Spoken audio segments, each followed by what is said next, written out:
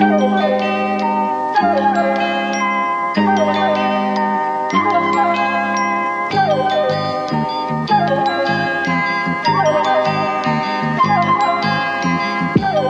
everyone, welcome to this episode of TF.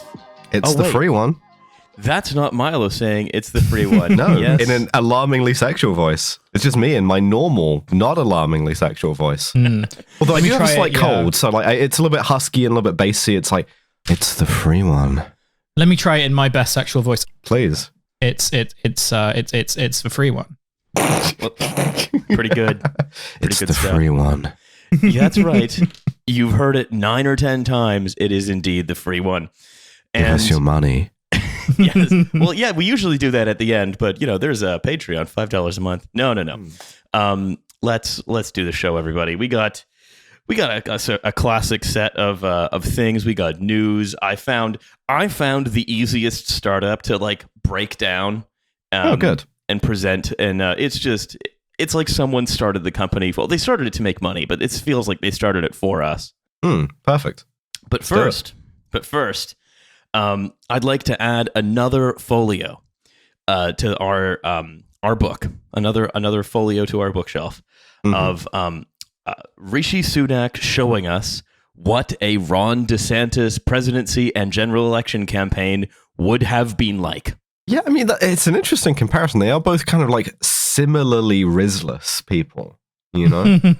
Well, they are. So this weirdly insecure. So there was this, I think this is a perfect example of that.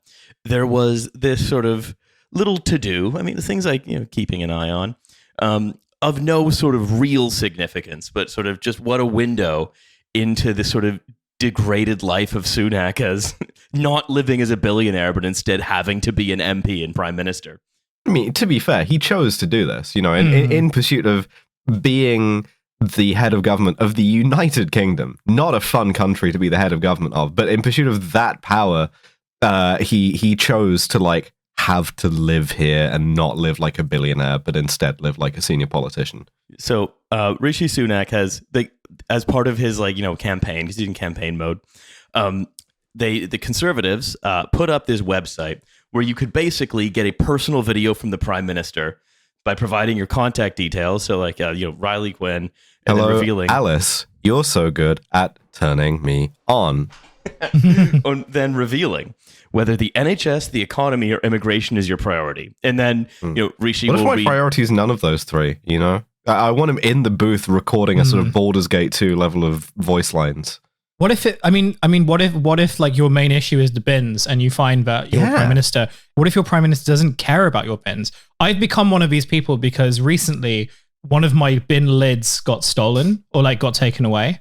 Fuck. Jesus, like, okay. Yeah, we need to triple the Mets funding. And all of a sudden, I realized, number one, I do want the police with the machine guns to come to my pocket of the London suburbs, but also I do want a personalized message from the Prime Minister saying that he cares about my bins and will tackle the problem. Well, I think that Rishi Sunak is like 3 unfavorable polls away from being like, I will make whatever video you want. I will, like, Rishi Sunak will go on Cameo, and he will just say whatever you want. Rishi Sunak will ride the bang bus. He'll get into the fake taxi. Please vote for him. So basically, so then bang campaign bus. Thank you. Bang battle bus. There we go. All right. Sometimes it takes 2. The bang battle bus is going to drive to every constituency under threat, which is most of them, and Rishi Sunak is going to get back shots. In a way that sort of reassures voters that he cares about their priorities. I've come to Reading to do the crazy monkey. Guys, I'm gonna ride the Sibian. You know, so what they did, right, is they had this thing where you could basically get a very limited sort of like how, you know, like a preschool game might be limited version of a Cameo. Oh, they did like a sort of full motion video, like choose your own adventure Rishi Sunak thing. Yeah, choose your own Sunak. Yeah. And so the system then shows a video of the Prime Minister addressing you directly. And so Sunak would have had to put on his quarter zip, sit down in the house in Yorkshire he never goes to, and then say, "Hi, Simon, I'm concerned about the NHS too. And then it shows like, things like the Simon Times, right? The NHS solved, again, completely baffling, just totally toadying. Whose vote would have been swayed off of that? What kind of like seal-brained imbecile would watch this and be like, "That's my name. He said the name that I have, so I should vote for him now." But of course, right? And this is sort of where the DeSantis comparison came for me. This is the other thing too, is that like the other end of that is if you're already commissioning a video from Rishi Sunak, if you're messaging Rishi Sunak that's like, "Could I get 2 photos of you fixing the NHS, one with your panties pulled to the side," you're already gonna fucking vote for him because you're like invested in that too much. Unless he's like reaching out and like depositing those videos in like sort of like a broader way, then this is just weird fan service. So I think you're meant to put them on social media and be like, "Wow, the Prime Minister promised me he's going to fix the NHS." So of course, retweets. This is where the DeSantis comparison comes in, though, which is Guido Fawkes then signed up as Nigel Farage. So it says "Hi Nigel, I too think immigration is too high. The Farage Times, blah blah blah." Right?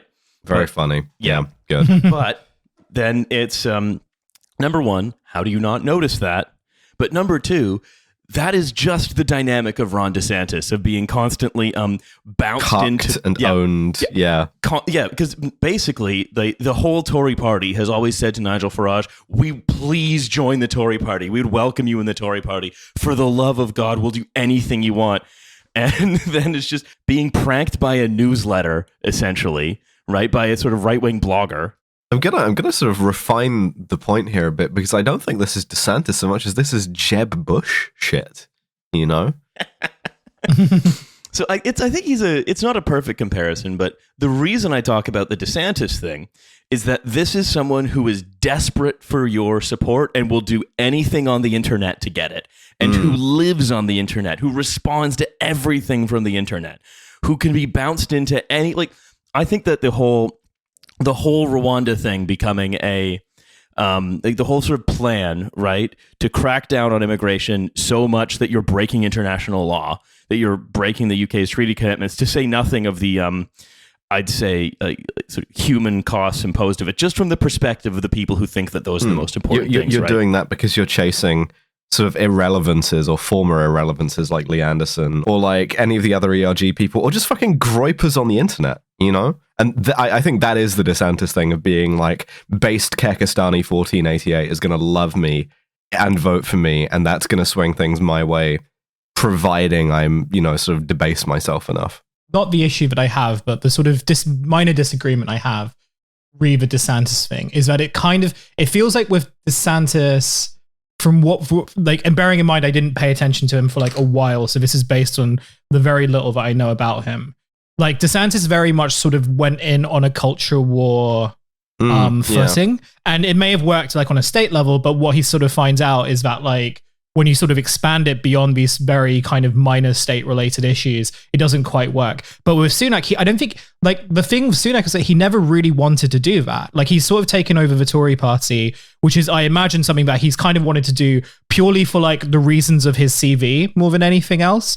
And so he kind of thinks that like, okay, he can sort of get away with the technocratic management, things ticking along just as the way that they are, only to like have taken over the Tory party when everything has basically gone to shit and they're going insane. And so he now has to kind of like capitulate to the most insane people, both in his party and like whatever is left of the people supporting him. And what you can see throughout is that he's just not convinced by any of it. And I feel like if you're going to do something like that, especially if you're going to do it on like a highly personalized level, you've at least got to like pretend that you're sort of like, you're convinced by it. No, he just wants to get out of here. He just wants to do the, like, get done with it, be an ex-prime minister, go to California. Yeah. Yeah. I think you're right. DeSantis is a much more enthusiastic culture warrior than Sunak. Sunak was bounced into it, but just the propensity to be bounced into stuff by opponents who you're trying to suck up to and also hate you is very amusing. I'm looking forward to when Keir Starmer sort of has to do this for like a much longer period, because at least with like Rishi Sunak, like there is sort of like an end game approaching, right? Like he doesn't have to debase himself for that long. But like Keir Starmer's entering this like for the long haul, and he's going to really have to sort of kind of capitulate to the worst fucking tendencies of these people. And I'm both horrified but extremely excited for how he's going to handle this. Let's see what what ninja weapon he bans next. For listeners in the States who might not have seen this, Keir Starmer has come out on a full-throated ban on ninja swords. Ninja swords. Really pressing information. My question is, how are you going to enforce that? How are you going to find them? Yeah, that's right. You know, they're... the Shogun has ordered a sword hunt, you know, to bring an end to the Warring States period well and truly and unify the country. And that's going to be fine. It's going to work perfectly. How are you going to find the ninjas to arrest? Because most of them are just moving the scenery in the play. They're not actually to be fair, imagining Starmer as a kind of like Tokugawa-like figure is very funny, you know. Just like he's come out the end of this like 3-way factional war, you know, and was lucky enough to stay out of the invasion of Korea, which I guess is Brexit here. And now his reward is become obsessed with ninja swords. I've got 30 Dutch cannon that I'm going to use.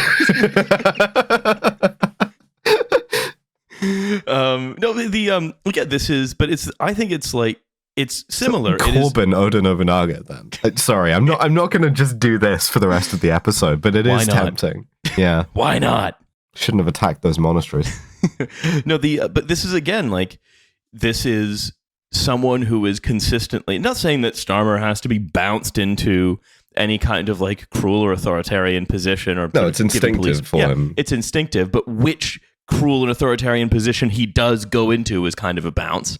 Again, responding to people being less safe in Britain, for we all know fucking why, being like, well, we're going to ban more kinds of sword, which we were talking about this earlier, Alice. Really, yes. What that has been is an expansion of police power to go into your house and take your kitchen knives if they want to. Yeah, I mean, this is the thing that sends me like properly like civil libertarian is knife law in the UK is absolutely incoherent. And the thing is, right, we have to take this as a kind of failure of every other possible policy. We can't do any of the stuff that we know alleviates crime and alleviates violent crime, like, for instance, alleviating poverty, or like anything else good to build social cohesion. Now we can't even do the stuff that we know doesn't work, like more cops or stop and frisk, because that costs money too. So all we can do is give the 5 cops who are left more powers to like take your nail scissors away. And it just kind of... It's at a point now where we're so focused on whatever kind of like ninja sword, zombie knife bullshit instead of any of the material reasons why people are more likely to commit crime, that it just kind of profoundly depresses me apart from anything else. Surely like a better approach would be to like train your own sort of like elite samurai unit to take on the ninja swords. I think the Met Police should hire some Ronin. Yes.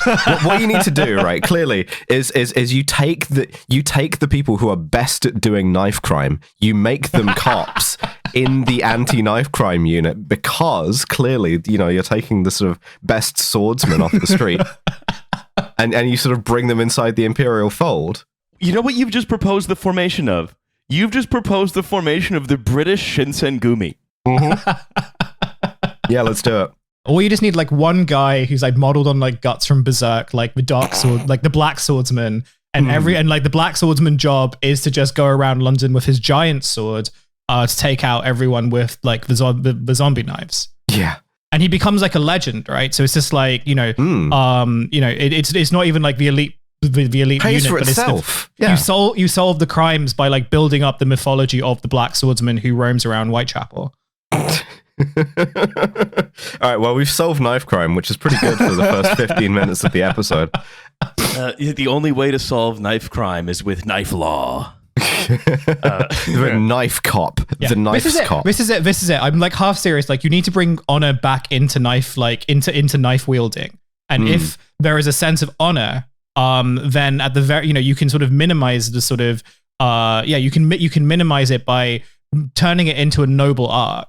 Of which, there is like a gentleman's code to doing. You're not actually right. It's like mostly it's just this new phrase that everyone is using, but it's not right. It's social cohesion, right? Like there are tons of societies where fucking everyone has knives, where the knife crime rate is significantly lower because people don't want to stab each other because their lives are more consistent and coherent and better in that way. You have to embrace Finnish mentality where the knife crime rate drops precipitously and the suicide rate goes up hugely. You can carry a knife around, but you do have to have depression.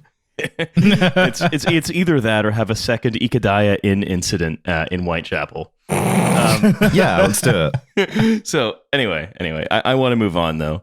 I want to talk about one new friend who's associating with some old friends.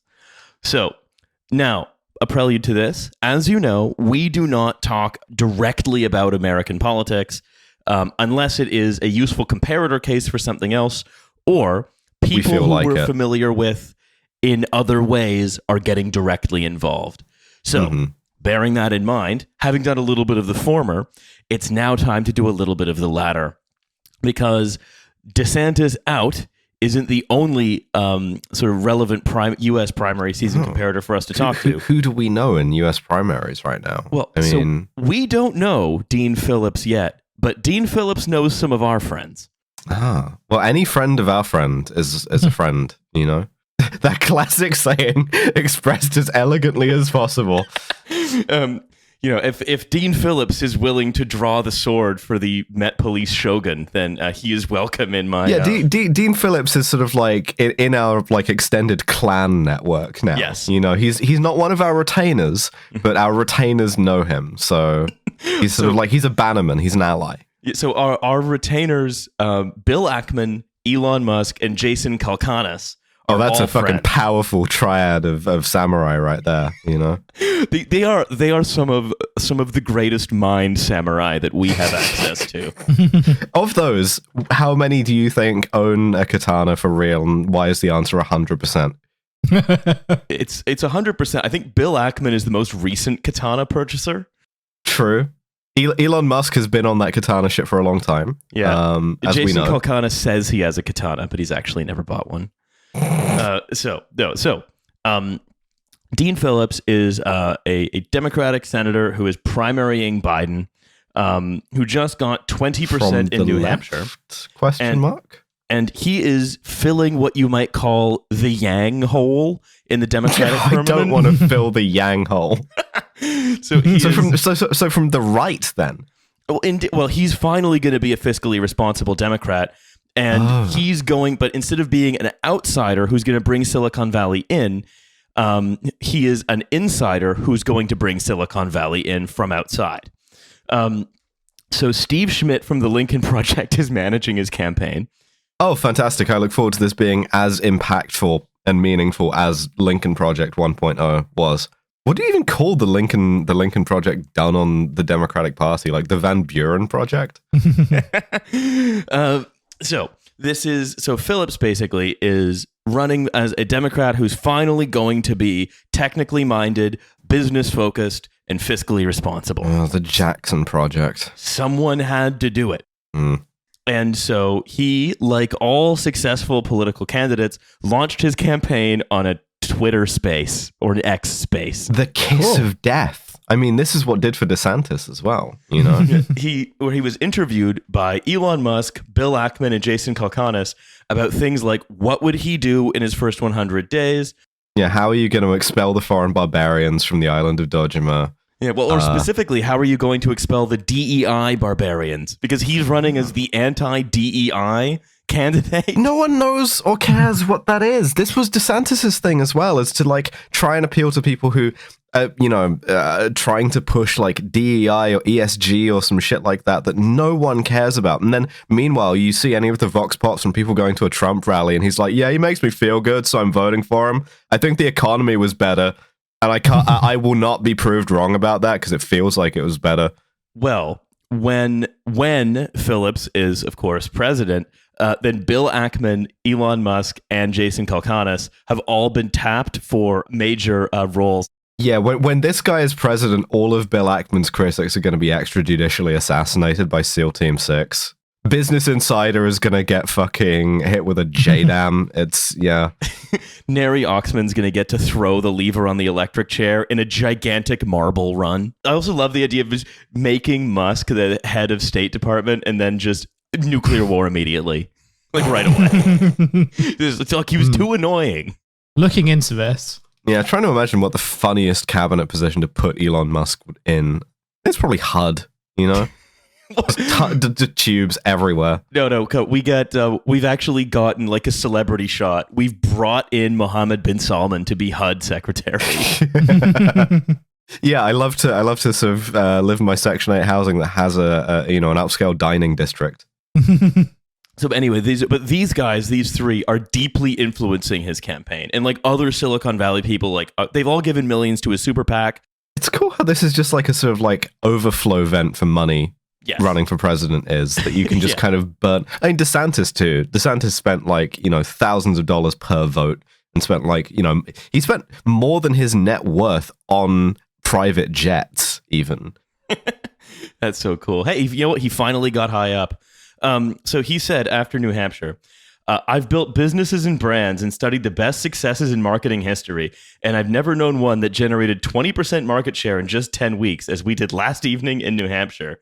He then said, I will build the most extraordinarily bipartisan cabinet in American history. But Biden wasn't on the ballot. Like, this was a thing due to some like procedural rat fuckery with the Democratic Party, that you had to write in Biden because he wasn't running, because the party had like sort of boycotted the primary. So this is like saying like no business ever builds sort of like this amount of vote share, and not mentioning the fact that your competitor has been like sort of legally barred from opening its stores or putting signs on them. Yeah, it's like, wow, my small business has really taken off ever since the Walmarts all burned down. So Phillips said that he would use zero-based budgeting and hire an international consulting firm to conduct a top-down assessment of the federal government day one. I consider all budgeting to be zero-based. Very cringe. Do you both know what zero-based budgeting is? I don't, but I can lie and say that I do. Know. Okay, so zero-based budgeting, it's so stupid. It's a thing that lots of companies did before money was free, and they stopped doing once money was free. But it's basically an exercise where you go through everything your company spends, like on pens or travel or whatever, and then you establish what you've spent in every category.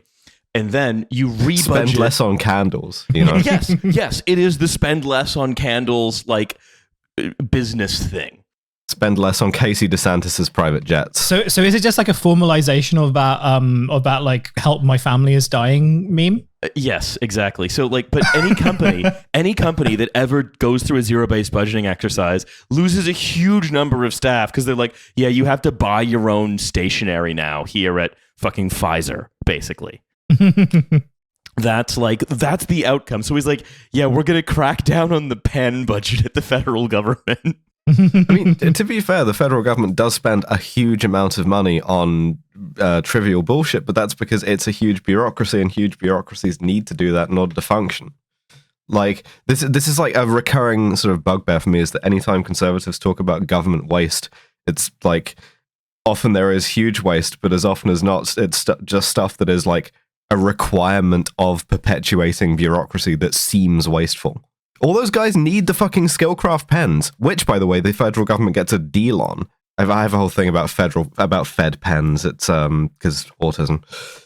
I really want some. If you work in the federal government, defraud your employer, send me a box of Skillcraft pens because I really want some. And you can't buy them. Phillips basically has a kind of grab bag of policies. Yeah, we're going to run the government like a business, which indeed has never been tried before or since.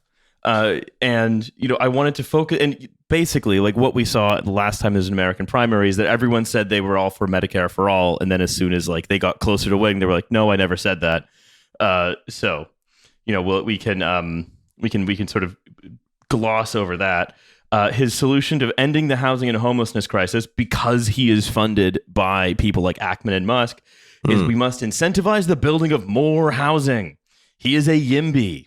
Okay, cool. I mean, I'd never thought about that. Building more housing sounds cool. How does he want to do that? Well, he certainly doesn't want, I mean, obviously nothing that's going to work, right? Not of public. Course. Yeah.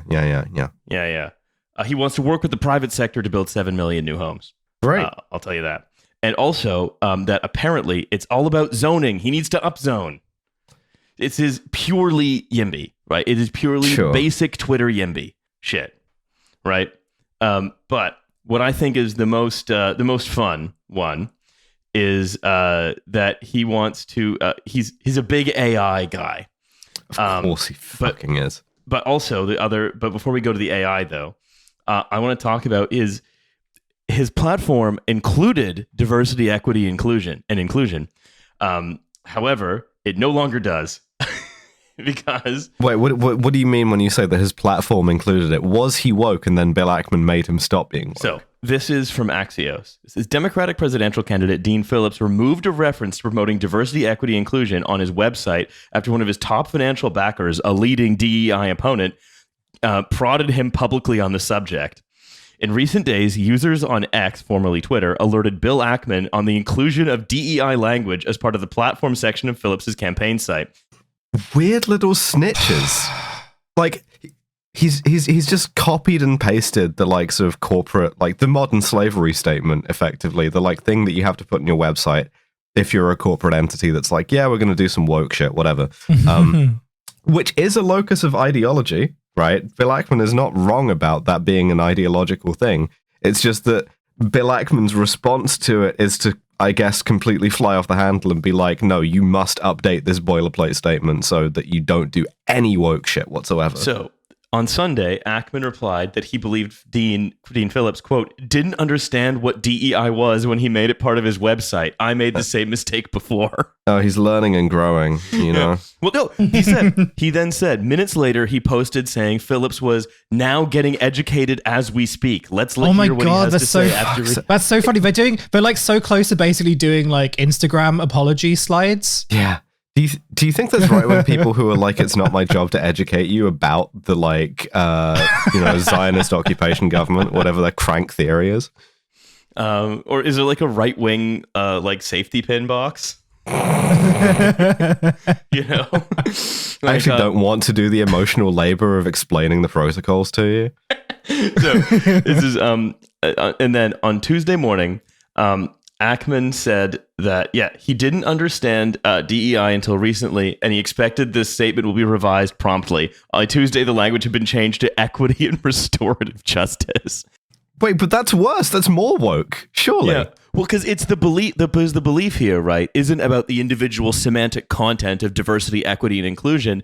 It's the belief that capital D, capital E, capital I, diversity, equity, and inclusion is not just an HR bit of boilerplate. It's actually a like sort of critical theory conspiracy that's designed to sap our martial spirit. You're like, when you say DEI specifically, you are casting a spell. Yes. Taught to you by the mages at the Frankfurt School. Correct. Yes. Gotcha. Yeah. And the same with ESG and stuff, I assume. So, of course, obviously, yet another politician who is unable to stop being bounced into things by the internet. I mean, at least you've got Robert F. Kennedy, who is just personally getting bounced into things by the internet. Like, not even donors, just like shit that he like sees from based Kekistani Groper 1488 or whatever. That guy Sunak's going after. Yeah, exactly. Everyone wants him. He's kind of the new Cat Turd 2 in many ways. Cat Turd 3. So this is, but the funniest thing on Phillips, before we sort of leave him for a time, is that he had this policy on AI, but it was not clear. He doesn't elaborate on sort of what he thinks he wants to do. Sure. But there's a little bit of a hint that came in one of the things he did to campaign, which was he created via OpenAI. So like a startup built something for him on top of the OpenAI interface. A startup called Delphi, and was contracted to build something called the Dean Bot. Say again? The Dean Bot. You know, when you automate the Dean. I think I saw that episode of Community. Yeah. So OpenAI basically, so he created a chatbot of himself that voters could talk to in real time via a website. That's just a more pathetic version of the thing that Sunak was doing. Yeah, it's I want to be elected, but I don't want to interact directly with any of you filthy people. Yeah. And of course, the hilarious thing is that ChatGPT doesn't allow political campaigning. Like, doesn't allow the use of their program for political, or OpenAI doesn't allow the use of ChatGPT for political campaigning. So it's gotten taken down. So the Dean bot has it. They killed the Dean bot. Yeah, they killed. It was like Hitchbot. They found it by the side of the road. You know, Sam Altman like beat its legs off with a baseball bat. It's gone. So, but they said, right? They said, we envision a world. This is on the Deanbot website, which now says, apologies. Deanbot is away campaigning right now. It's like, no, it's been killed. They killed the fucking Deanbot. First assassination of the presidential candidate of this campaign. They got the Deanbot with the doohickey. So it says on the website, we envision a world in the next 5 years where anyone will be able to use AI to speak directly to the president at any time, and the president can learn from the aggregated feedback of those conversations. President Eden Fallout 3 real. Cool. Okay. Fantastic. It's just going to be a big computer.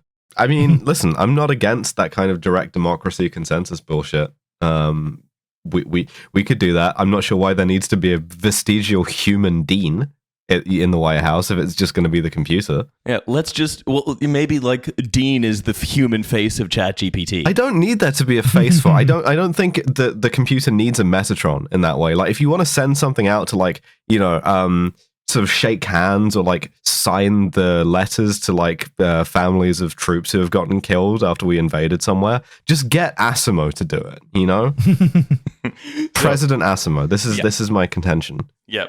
Dean Phillips, you're going to lose to Asimo on the write-ins. But you know what? If you were voting in a Democratic primary, write in either ceasefire or Asimo. Yeah.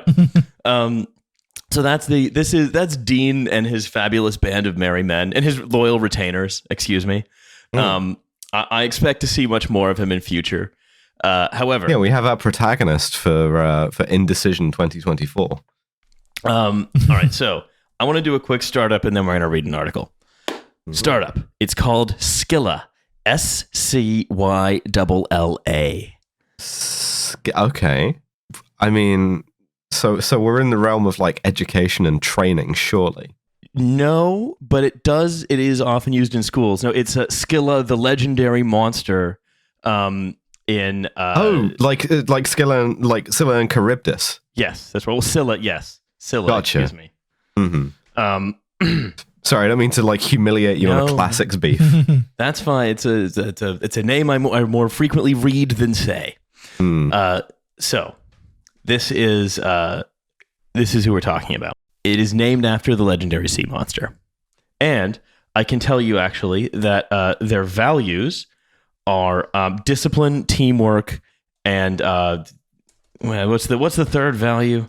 Being yourself and having fun with it. I don't know. Yeah, I had it up in front of me. This should help though. Collaboration, discipline, collaboration, and teamwork. So it's called. That's kind of like quite dystopian, near future sort of governing ideology, right? Like I feel like I want to see that projected like 200 feet tall on the side of a skyscraper. Well, I can also tell you that they're laser focused to use advanced AI-powered video analytics to protect human life. Oh boy. I mean, so it's gonna do. You said in schools. It's the AI that watches CCTV footage to see if there is a fight happening. Correct. Yes, that's exactly what it is. Sure. Yeah. Fuck it. Why not? We've already got the vape detector. We're now going to get the pushing and shoving detector. So I sent an image to our group chat earlier. Anomaly detection and behavior recognition. Hussein, could you please describe to me what's in that image? It is so the image that you sent it describes itself as identify high impact anomalous events as they occur. And the picture is of a guy who is trying to fight 3 other guys. And there's a red square where part of the guy's head, like the guy, we'll call him Guy A, the one who's fighting the other, it looks like a scene from like the Power Rangers when they're sort of fighting the pussies. Yeah, what they've done is they've drawn a red box around a guy who is throwing a like really high kick. So what it kind of suggests to me is that the AI is going to detect if you are like moving on some John Wick shit. Yeah. Except like no one's really hitting each other. I mean, like on the left hand side, there's like one of his opponents where he's got his fist like a bit too high up to really do anything. It's very strange. It does sort of remind me a lot of like old Power Rangers where you could see that they weren't actually really hitting anyone, so their kicks were like not landing anywhere close. It looks like a bit kayfabe, but well, I mean, if that happens in your school, then this thing will alert the school cops. You know? Yeah, what is the premonition that like it will do something if it detects that one person is trying to take on 3 guys? Like, I just like the idea of the new conservative like hysteria being that kids in schools are identifying as Power Rangers. Well, it's that we need a John Wick detector in the schools. Yeah. So they say the leading real-time physical threat detection solutions. They're not just for schools; they're for anything. Right? They just have a school. You could be John Wick anywhere. You could be in the museum, the library. You have been identified as doing sick John Wick moves. So they say, but the thing is, right? If you do that in Britain, right, you buy all of this software wholesale from, I presume, the US, which means it comes with a cool American voice. So it will be like, "Citizen, stop that," and then. Because you're in Britain, it will have to be like, "Please wait 60 to 90 minutes for a PCSO to show up." So, but it does. It's for alerting private security, right? Mostly. Oh, of course it fucking is. We can't do anything publicly anymore. Law enforcement can use it. It's one of these things where it's just an AI system. Whoever wants to buy it, whoever wants to get alerted, they'll put it together for you. Pretty standard. So. They process, so they have a video stream on any camera. They process the video stream to develop meaningful insights about activity and objects. And their algorithm, Charon, the ferryman who crosses you over the river Styx. Sake, man.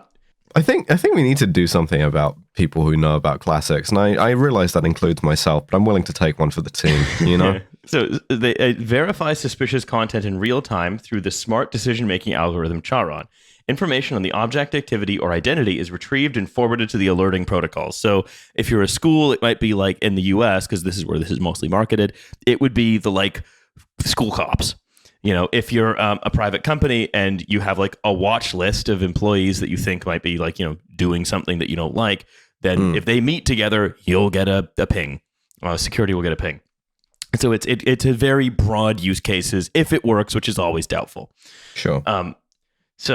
So, testimonials come from James McJunkin, who's the VP. Sorry, come on. Yeah. James McJunkin, the former VP of security for the Chicago Cubs baseball club. Again, going to Chicago and seeing that, like, perfectly matched name, job, and location, As well as Gary Slater, the CEO of the Iowa State Fair. Yeah, I mean, listen, shit has not popped off John Wick style at the Iowa State Fair, and as far as I'm aware, ever, right? No one's been doing, like, sort of, like, dives through the air that, shooting people in the head next to the butter cow. Well, not yet. Well, and this is the thing. The watchword of liberty is eternal vigilance. So... They say, we are living in times of social unrest, which compels law enforcement professionals to risk their lives in order to protect the life and property of millions of citizens. Yeah, I mean, that every cop at the Iowa State Fair is taking their life in their fucking hands. From monitoring protests to nabbing, apprehending those committing crimes. Oh, little typo there. Scylla, maybe your AI couldn't decide which one of those was in the right register, I guess, There is so much that these agencies must do, and with so much to be done, these agencies should examine the choice between recruiting more officers or deploying AI and machine learning technologies to decrease crime. Yeah, great. Automate the panopticon, sure. Been here 1,000 times before. But the school, I think, is an interesting an interesting use case, because they're not just monitoring now for vaping, or for people gathering. They say, due to the large number of students in each school, it would be unrealistic to expect only a handful of security guards to monitor each one of them. Yes, I mean, I think that kind of illustrates to me the futility of trying to do this shit in the first place, you know? Maybe not every child in school needs constant 24/7 oversight. Maybe that's bad for them. Maybe one of the reasons why we invented schools is that it would be a safer environment where you wouldn't need to like watch a child constantly to see if they were engaging in like unsafe or unwanted or dangerous behaviors. Or check this out. What if instead of having a handful of security guards to monitor each one of them, each child gets a retainer? Oh boy. Okay, yeah, sure. That's not what they're proposing, but let's each child is his own daimyo, and he or she gets a samurai to protect them.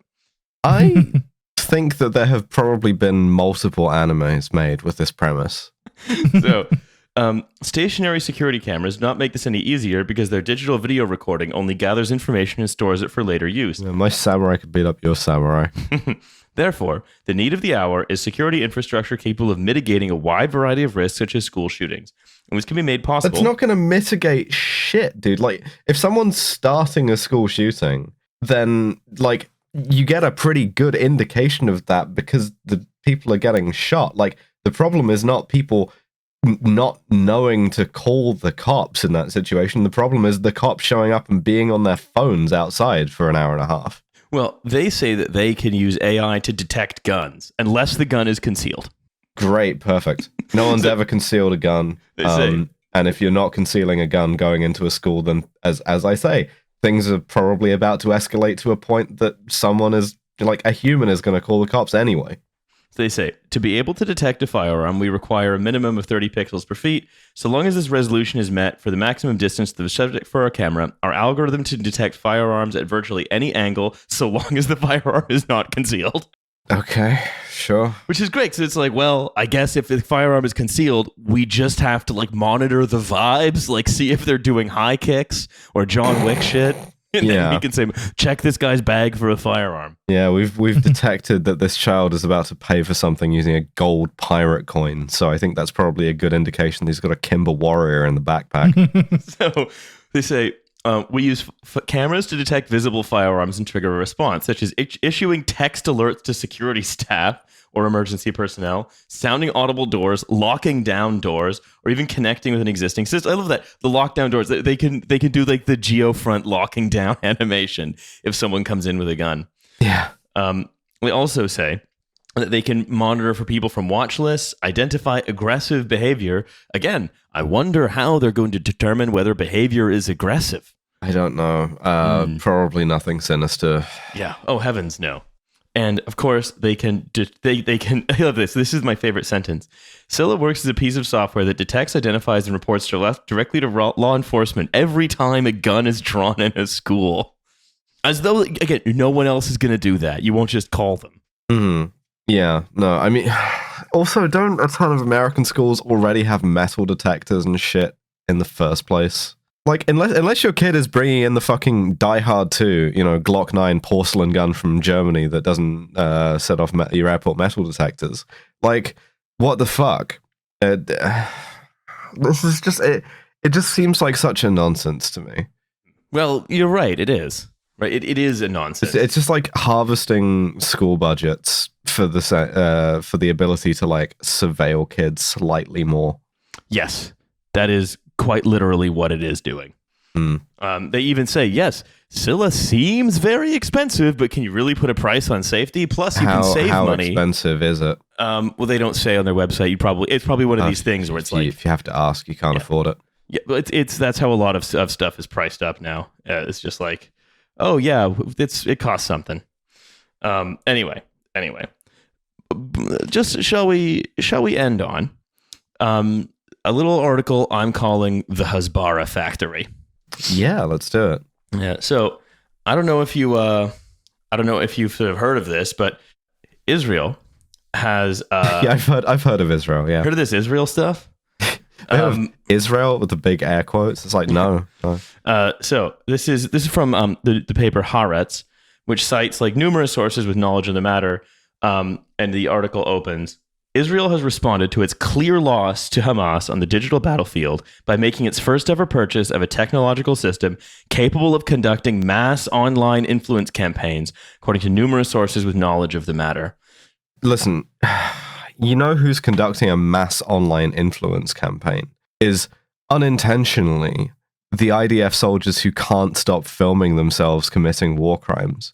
And the reason why they can't stop committing war crimes and filming it isn't just because the IDF is a kind of like undisciplined colonial police force that's been let wildly off the leash. It's because Israeli society in general, to a sort of vast majority, not only approves of the war crimes and the genocide, but thinks that they should go further, thinks that like the woke Americans are the only things holding them back, and thinks that more of them should happen. That's the kind of like thing underlying all of the technology and all of the like cyber war, public relations, psyop shit happening here, is that like ultimately the facts on the ground are that Israel is committing a genocide, and the majority of the Israeli population like it and want it to be worse. And this is, we talked about this before, right? This is a familiar pattern to us, which is trying to solve what is essentially a political problem using technology and not acknowledging. It's like, what the fuck? We're getting owned on our posts. And the reason why we're getting owned on our posts is because like of the Al-Qassam cyber brigades, instead of the fact that people can go on their phones and see a video of like 3 grinning dipshits detonating an entire apartment block. Well, this is also like another part of it too. Like they just can't get. I don't know whether there's been an effort to try get them to stop posting. I don't think so. But the fact is that like they just keep posting the worst and most heinous shit. And like someone made a point, I can't remember who it was, but like they made quite a good point, which is like a lot of these posts are sort of like not really designed for us. They are designed for like other people in like mostly Israelis, right?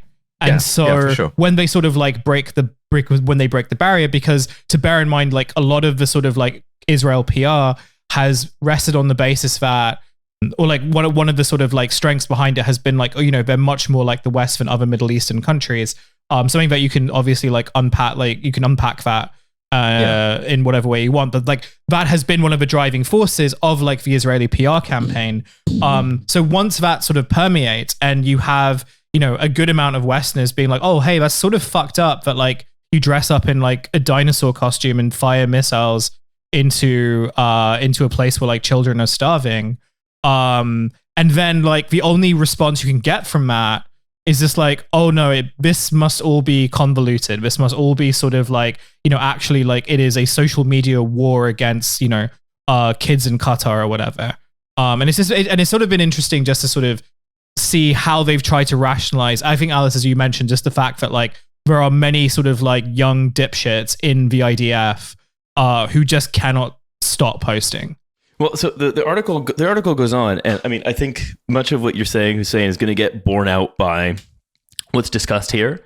It says, the system can, among other things, automatically create content tailored to specific audiences, purchased as a wider attempt by Israeli bodies, civilian and military, to address what sources termed as, quote, Israel's public diplomacy failure following October 7th. Again, there's no diplomacy that can cover for this shit. Like, it just doesn't exist. It isn't possible. It certainly isn't possible anymore, right? Like, this is a drum that I keep banging, right? Is that, like, I said this last time as well, that, like, the war crimes aren't necessarily any worse than war crimes in the past, but, like, the video footage is so ubiquitous and irrefutable. And they're being committed so gleefully. Yeah, exactly. Like, back in the day, you used to be able to do all of this same shit. Maybe you would film it and, like, distribute those films to, like, a select audience of your friends or whatever, or people you knew could be politically reliable. And then your country or your group's diplomats could get up and lie through their teeth and say, no, that isn't happening. And everyone is being hysterical about it because they hate us. And now you try that same shit, and the sort of, like, obvious insincerity of it just is like, so clear as to make it useless. And the idea then that like you can counter this just with more posting is like you're gonna see like a kid with like all 4 of their limbs blown off, and then some promoted account is gonna be like, did you know that the occupied Golan Heights has an excellent winery? And you'll be like, sick, this cancels out perfectly. I love a like nice dry white. Did you know that that Waze was invented to actually get Judean rebels out from Roman encampments? Yeah, you want a soda stream? So, according to 8 different sources active in the worlds of intelligence, technology, influence, and public diplomacy, Israel was described as ill-equipped for the social media war that erupted on Black Saturday.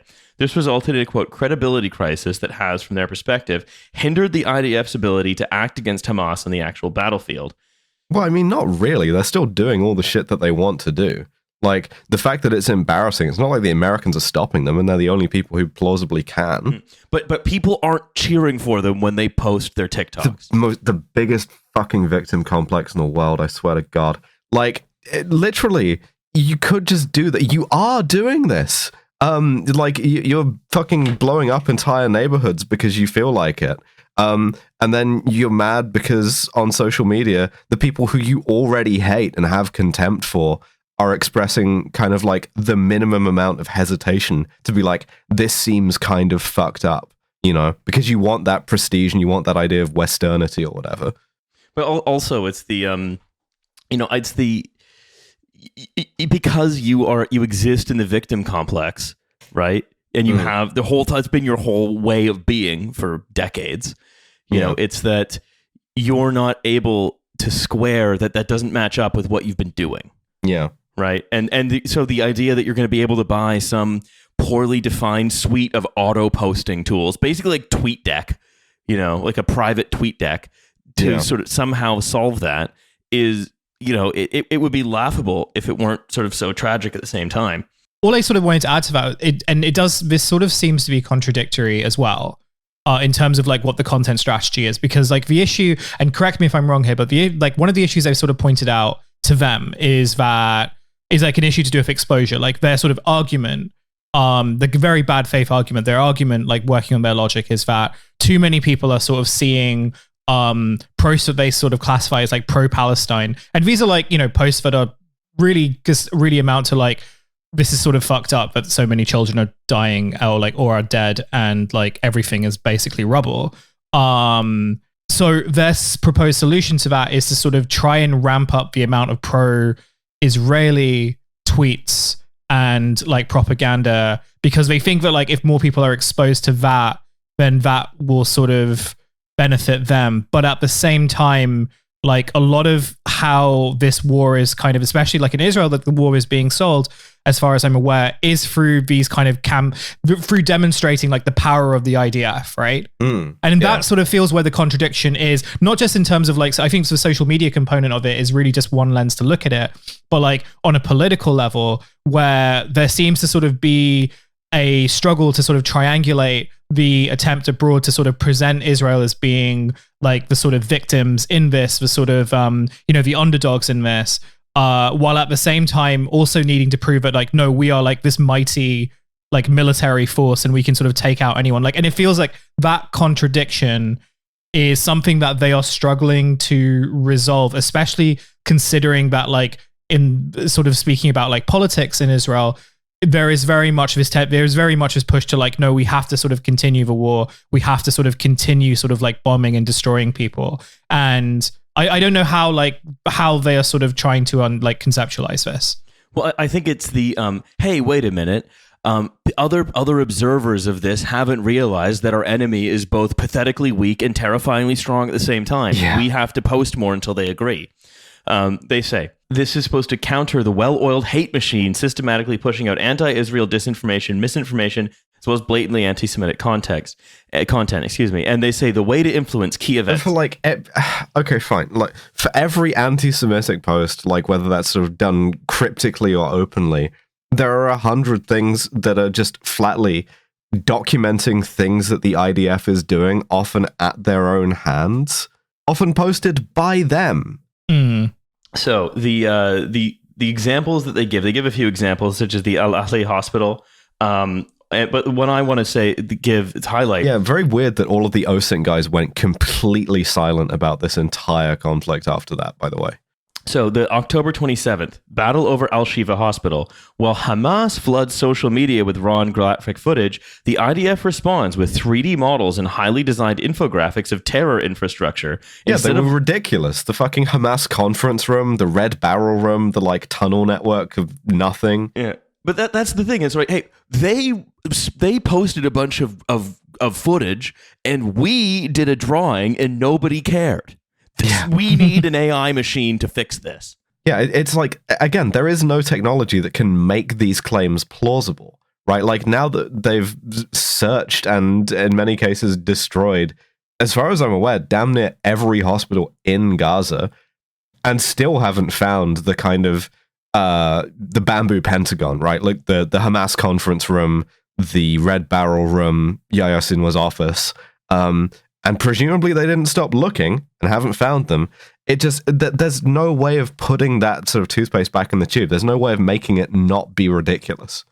Well, and they also talk about like the Bin Laden letter on November 16th, which again was like a small number of TikToks that journalists saw and then decided to start panicking about. I don't even know what this one is. I remember the when Osama bin Laden's letter to America went viral, quote unquote viral, on November 16th. Yeah, that is cited. Some TikTok nonsense that columnists got very head up about is cited as like, well, we as this part of this like network of things we have to counter because all opposition to us must come from the same dark cloud, the same people who were tricked into not believing our helpful infographics. Yeah, I mean, listen, if you want to stop people from like sympathizing with Hamas or joining Hamas, I think maybe the more proximate option there is to not kill so many of their relatives, you know? Well, they say they've decided to purchase an existing technology instead of risking developing one independently. And it's like, well, hang on. I thought you guys were supposed to be like, that was like one of the things that you say, right? Is that, well, we have this apps. Is the thing. It's like Israel is the like startup nation that does all this surveillance technology and security technology and like influence forming and like PSYOP stuff. And yeah, it turns out all of that shit to bed. So we bought whatever this is off the shelf. What did they buy off the shelf, by the way? It's not clear. Oh, okay. So they just bought like something off of like American presidential campaigns. They bought like, they got Hillary's old fucking license for like opinion maker with like no vowels in it. A number of civilian tools and programs developed for business and political campaigns were procured, so they got a bunch. A system for mapping online audiences, a system capable of automatically creating websites, as well as content tailored to specific audiences, a system for monitoring social media and messaging platforms, and others. So yeah, they basically got like Clout Tracker. Yeah, we found out how many people were posting the word Hamas versus posting the word Sahal, and we're sort of counting likes on those. And it turns out we're getting our shit kicked in. This is a new front of the cyber war. Well, previous campaigns, because like Haaretz is sort of a Israel's like centrist newspaper, say previous campaigns. Such as groups of Israelis selling disinformation and election interference services to private clients, parts of which also included the use of never-before-seen software for online influence campaigns. Sources stress that this is not the case with Israel now, because while those campaigns were political, acting in bad faith, and used fake information to deceive people, the goal here is the opposite, to amplify real information in the face of disinformation enjoying inauthentic support. Sure. We're gonna get real information like this sort of little baggie of 3 bullets they found in the back of a functioning MRI scanner. That's news that you can use. You know, you take that to the bank. The first campaign created by the system is already running online, which is not in fact in Hebrew and doesn't focus on the war at all, but instead on anti-Semitism and countering anti-Zionist narratives. For the first time ever. This is the Hasbara factory. It seems to me again as this, we have a political problem to which we are applying a technical solution that only serves to underscore the ludicrousness, cruelty, and sort of nonsense of the political problem itself. Any case, I think that's probably about all we have time for today. So I want to thank our reduced crew today of hey, you're most welcome. I literally get paid to be here. I've got to like go to my shift working in the IDF click farm. We're gonna like call some pro-Palestinian groups. We're gonna call them FAMs and Yeah, it'll be. Yeah, the thing about Hamas is that they look like the thing is, obviously, Hussein, you and I, we both joined the IDF together a month ago, and as major generals now, with our sort of like long time in service, we've got to go and command this like sort of Hasbara factory. We're in the posters corps. It's an important job. We're like preparing Taylor Swift reaction gifs. Bestie, Hamas is not a slave. Yeah, but what if your jobs get automated? They'll have you busted down to colonel. All right. I think that is all we have time for. So I also want to thank the audience, and not to forget, there's a Patreon. Well, those guys don't even get paid to be here. Well, there's $5 a month. You can get a second episode every week for $10 a month. Also, which I'm bringing up because there's going to be a very special Left on Red coming to the $10 tier. That's right. We are doing Blind Sight again. Yeah, you finally dragooned me into doing it. I will also say your Patreon tier does reflect the rank that you will be given. So if you want to get commissioned as a major general, get in at that $10 tier. Yeah, if you start at the $5 tier, you only can start as a normal major. Yeah. Your promotion will come after like 1 month. 1 month or 2 weeks for good behavior. So all of that being the case, I think that's it. Bye, everybody. Bye. Bye.